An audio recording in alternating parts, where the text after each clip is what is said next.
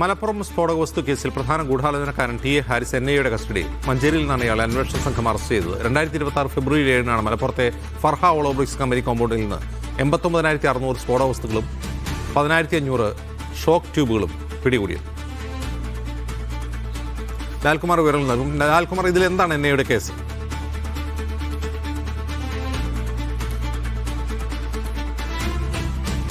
അജിംസ്, ഫെബ്രുവരി 7 തിരൂരങ്ങാടി ചെമ്മാട്ട് നിന്ന് ഇത്തരത്തിൽ ഒരു വാഹനത്തിൽ നിന്നും സ്ഫോടക വസ്തുക്കൾ പിടികൂടിയത്. ഈ ഉള്ളിച്ചാക്കിനിടയിൽ തിരുകിയ നിലയിലായിരുന്നു സ്ഫോടക വസ്തുക്കൾ. അത് പിന്നീട് പോലീസ് ഈ കേസ് NIAക്ക് കൈമാറി.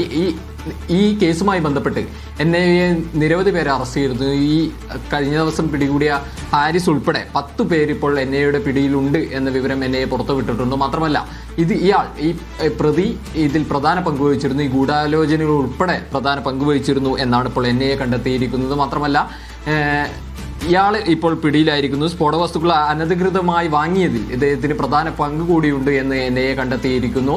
അത്തരത്തിൽ ഇദ്ദേഹവുമായി ബന്ധപ്പെട്ട് കൂടുതൽ തെളിവുകൾ കയ്യിലുണ്ടെന്നുള്ള കാര്യം കൂടി NIA അറിയിക്കുന്നു.